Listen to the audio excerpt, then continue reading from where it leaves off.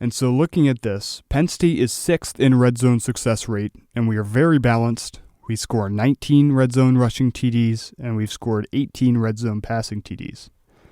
Only 8 of our 47 red zone trips have ended in a field goal. Michigan, on the other hand, is 37th in red zone success rate, and they are also very run-heavy in the red zone. They've scored 23 red zone rushing touchdowns and only 12 red zone passing touchdowns. And also, I just want to point it out, Penn State's 47 red zone trips is 3rd in the country, behind only Georgia and Oregon. Michigan with 45 is only 3 spots behind us, though. And so basically, both of these offenses have been very good at getting into the red zone so far this season, but Penn State has done a far better job of getting into the end zone, and we've been very balanced doing it. Credit to Mike Yursich and James Franklin for that. And I also think that's a credit to the offensive line because it shows that we can do whatever we want in the red zone. Michigan, on the other hand, they love to run the ball in the red zone. And against a Penn State defense that is absolutely elite at stopping the run, when things get tight in the red zone and Michigan really doesn't want to throw the ball, they don't want to go at Kalen King, Daquan Hardy, they don't want to go at Johnny Dixon.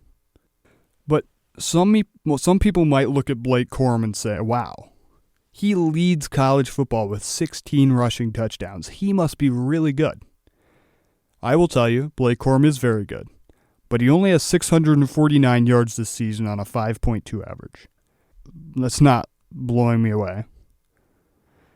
He's scoring a touchdown on 13% of his runs. That is absurdly high, which would make you think that Michigan is just using Corum in red zone situations and Donovan Edwards earlier in drives. However, Donovan Edwards only has ran the ball 74 times for 232 yards this season, which is a 3.1 average. No matter what, I don't think Michigan has the same options offensively that we do in the red zone and on the goal line. They don't have the T formation sets or the double QB sets or the plethora of tight end and offensive line talent that we do. Because this game will likely come down to who can score touchdowns instead of field goals, and Penn State on both sides of the ball has done a great job of scoring touchdowns and holding opponents to field goals, I think that could bode well for this team. Yursich's play calling has been way more diverse and interesting lately and has made me confident in our red zone offense going into this big game. Our defense has been stifling. 3rd and short to 3rd and medium, teams have really struggled to pick up first downs against us. And in terms of game strategy, it would just be so monumental if Penn State scored the first touchdown and got an early lead. I've said it multiple times already. If we can lean on our run game and our defense and put the pressure of the game on McCarthy instead of Allar, I think that greatly enhances our ability to win this game. And then I got to go back to the turnovers a little bit. McCarthy does a great job taking care of the ball in the passing game. He's thrown for 18 touchdowns and only 3 interceptions. His 76% completion rating is 3rd in the country. But you look at this Penn State defense, and what they do is create chaos. Michigan has only put the ball on the ground 7 times, and they've only lost it twice, which is very low, but it's also a little bit lucky. And, going into this game, this defense will be licking their chops at every opportunity to go and get to the quarterback. J.J. McCarthy better be looking behind him. It doesn't matter if Chop Robbins plays, because Denida Sutton has been just as good. I know that sounds crazy, because Chop is likely a first-round pick, but Denida Sutton has done absolutely absurd things right off the bat, replacing him. My prediction, Penn State 28, Michigan 21. Let's make it happen. We have the talent to do it. This team is ready.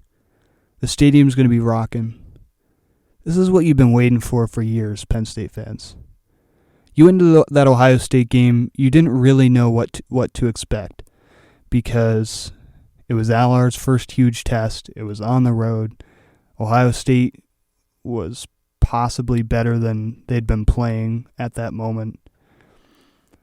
And you had several things that just didn't go your way that game, and then your offense was horrible. Aller's confidence wasn't there. But this team has improved so much in the last 2 weeks. And you've learned so much. And Michigan hasn't had that. Michigan doesn't really know what they're made of yet. They haven't gone and played a huge game on the road yet. They haven't even played a huge team, period. And so I think that second quarter, you will find a lot out about what Michigan is made of.